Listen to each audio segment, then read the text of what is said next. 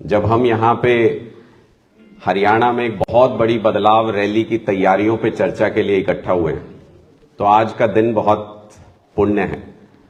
आज हमारे क्रांतिकारी साथी मनीष सिसोदिया जी का जन्मदिन है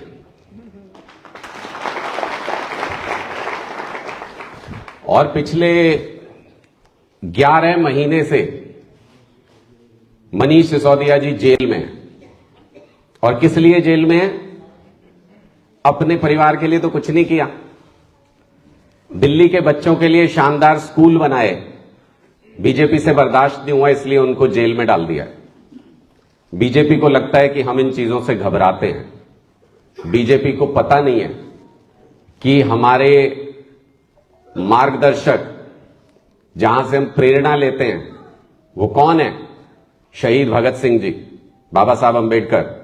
ये वो लोग हैं जिन्होंने हर मुश्किल परिस्थिति से लड़ते हुए भी देश को आजादी दिलाई और आजाद हिंदुस्तान का संविधान लिखा बाबा साहब ने, जिसके मुताबिक पूरा देश चलता है।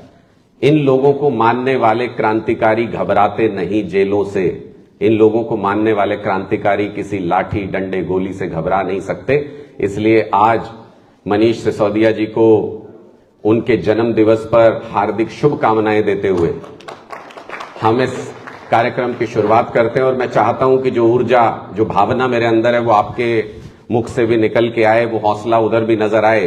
बंद मुट्ठी करके एक बार मेरे साथ भारत माता का वंदन करना, ताकि हम अपनी आवाज को, हम अपनी भावना को मनीष सिसोदिया जी तक पहुंचा सकें। बंद मुट्ठी करके सारे साथी पीछे तक सब लोग।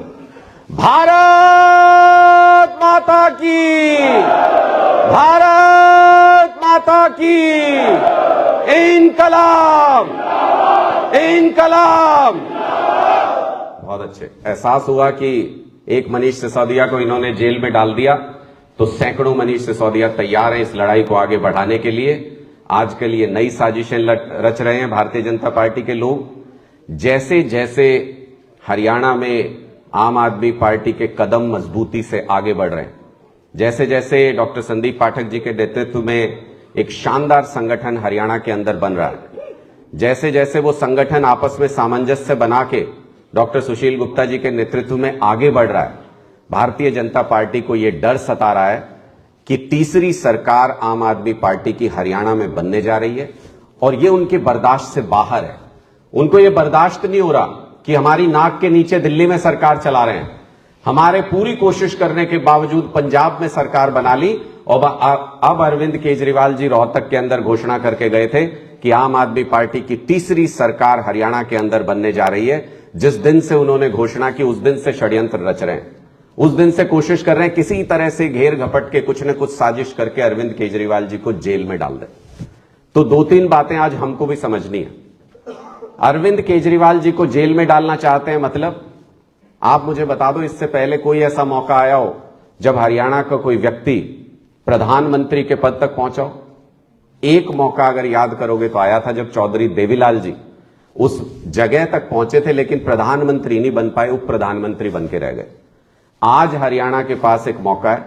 हरियाणा की माटी में पैदा हुआ एक व्यक्ति जिसके अंदर हरियाणवी खून है, वो भारत के प्रधानमंत्री के पद तक पहुंच सकता है। बहुत तेजी से उस तरफ बढ़ रहे हैं। ये बीजेपी वाले चाहते नहीं। ये सिर्फ अरविंद केजरीवाल जी के खिलाफ साजिश नहीं है, ये आपके, हम सब के खिलाफ साजिश है। हमारी संस्कृति के खिलाफ साजिश है, हरियाणा के खिलाफ साजिश है, हरियाणवी खून के खिलाफ साजिश है। अगर आप इसको हरियाणा के खिलाफ, हरियाणवी खून के खिलाफ साजिश मानते हो तो 28 तारीख को बदलाव रैली के अंदर अपना कतरा कतरा झोंक देना, इतनी ताकत लगा देना कि उनको जवाब मिले। जवाब मिलना चाहिए भारतीय जनता पार्टी को। हम जो भी 28 तारीख को करने जा रहे हैं उसका सीधा असर इस बात पे होगा, भारतीय जनता पार्टी इसको उसी नजरिए से देखेगी, पूरा देश इसको उस नजरिए से देखेगा कि हरियाणा के लोग अपने व्यक्ति के अपमान को, उसके खिलाफ की गई साजिश को बर्दाश्त नहीं करते।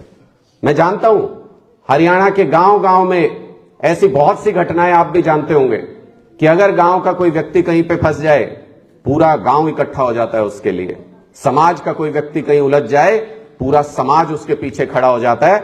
आज हरियाणा के एक व्यक्ति को ये चक्रव्यूह बना के उसके अंदर फंसाना चाहते हैं। उस चक्रव्यूह को तो अरविंद केजरीवाल जी खुद तोड़ लेंगे, वो उस धर्म में माहिर हैं, वो उस रास्ते पर आगे बढ़ रहे हैं। लेकिन हमको उनका मजबूती के साथ निभाना है। हमको इस बदलाव रैली के जरिए एक संदेश पूरे देश के अंदर पहुंचाना है। और कैसे अद्भुत होगी ये रैली, मैं तो एक ही चीज कहता हूं, बाकी डिटेल में तो संदीप पाठक जी अभी पूरा प्रोसेस बताएंगे कि कैसे कैसे हम तैयारी करेंगे और कैसे उसको आगे बढ़ाएंगे। एक ही सपना है, ऐसी रैली, कोई अद्भुत रैली हरियाणा के अंदर हुई नहीं, और उसी फॉर्मेट पे संदीप पाठक जी ये तैयारी कर रहे हैं पूरी। 8,000 गांव और 7,000 गांव और 1,000 वार्ड, 8,000 के आसपास यूनिट बनते हैं जहां पे लोग रहते हैं।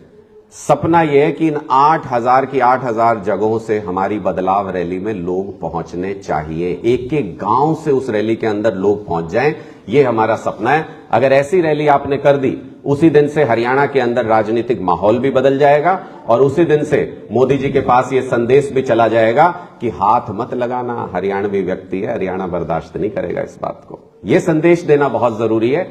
इसलिए मैं आप सब लोगों से इतनी विनती करते हुए कि जितने भी सक्षम हम हैं, जितनी क्षमता हमारे अंदर है, उस पूरी क्षमता का इस्तेमाल करते हुए हम 28 तारीख को जो बदलाव रैली होने जा रही है, इसको वाकई में एक बदलाव का सूचक बना दे। हरियाणा की राजनीति में उसके बाद चर्चा होनी शुरू हो जाए कि हरियाणा की राजनीति बदल गई, नए विकल्प के लिए तैयार है, अरविंद केजरीवाल जी के लिए तैयार है हरियाणा। तो ये एक मैसेज उस रैली के बाद चला जाए, इतनी मैं आपसे उम्मीद करता हूं। और मुझे पूरा यकीन है, आप लोगों पे भरोसा है कि आप लोग अपनी क्षमता के मुताबिक उस ताकत को लगाएंगे और 28 तारीख की इस रैली को बेहद कामयाब करके दिखाएंगे। मैं बहुत ज्यादा समय नहीं लूंगा क्योंकि संदीप पाठक जी बहुत डिटेल में इसको बताएंगे कि कैसे कैसे तैयारी है। डॉक्टर सुशील गुप्ता जी इसके बाद बोलेंगे। मेरा आप सबसे हाथ जोड़ के एक बार फिर से निवेदन कि सब कुछ सर्वस्व झोंक के इस रैली को एक बेहद कामयाब रैली बनाएं और मैसेज दें कि अरविंद केजरीवाल जी के साथ हरियाणा मजबूती से खड़ा है। बहुत बहुत शुक्रिया। धन्यवाद सर, बहुत बहुत धन्यवाद आपने